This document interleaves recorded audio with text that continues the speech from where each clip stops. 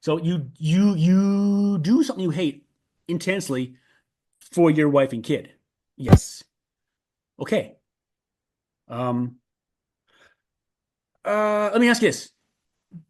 Did you or did you not, sir, read 7 books on parenting back to back when your child was in the womb and freshly born? Yes. Why?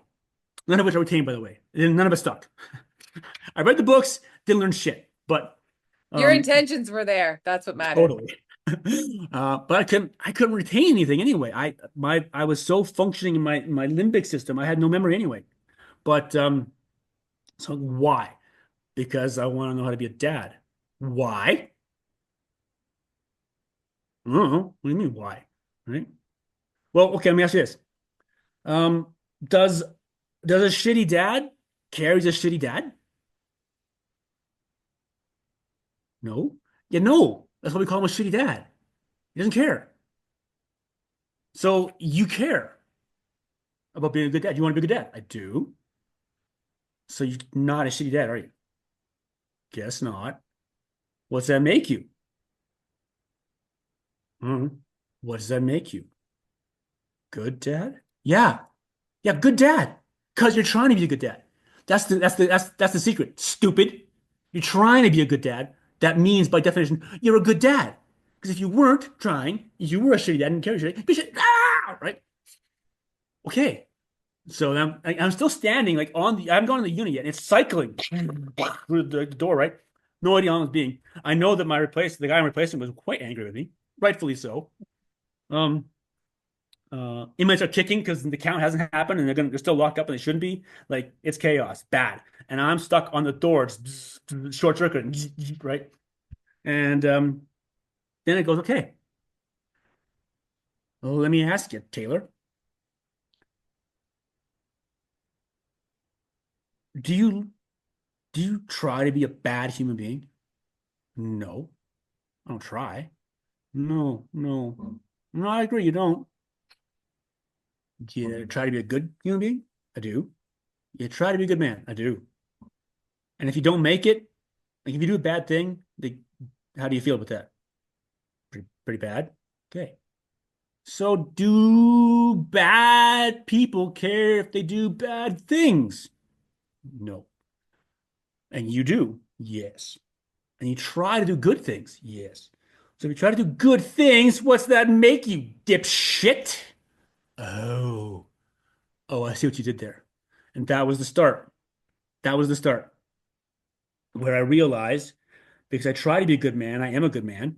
And because I'm a good man, we need more good men in this world. I need to do everything possible to stick around and make things better for my kid, for my wife. Oh, wait, all the junior officers, corrections officers, sheriffs, peace officers, all the other officers, I've been teaching great tactics and stuff to, but I was teaching them how to be great officers, but shitty humans. I taught them great officer stuff, but I wasn't letting them be humans. I taught them all shit I learned. Shut off emotions. Be tough. Don't be weak. Blah, blah, blah, blah, blah, all that crap. And then I realized I need to fix that. So I started putting these posts up on my social media because, like I mentioned to you off camera before we started, that I trained thousands of junior officers, and I trained I don't know how many I had influence how many junior younger and junior ranked soldiers in the military, teaching the wrong shit. So I needed to find a way to reach out to everyone, let them know that I was wrong, I done messed up. Y'all need to fix your stuff because I fucked you up, right? So social media posts, and at the same time, I was writing these emails to my sons to read when they were older because I was going to kill myself. Well, sons at the time, it was just son, but sons later. I was going to kill myself, so I wouldn't be there to parent them, but I needed them to know these things. So I wrote them these emails for them to read later. And I was writing as well messages and emails to specific individuals who asked me questions about my recovery or my working or whatever. And so it was the same, like these 3 streams of messages or whatever, right? And I was keeping them on like a Word doc so I could like copy and paste after a while. Because it's all the same message to everyone all the time.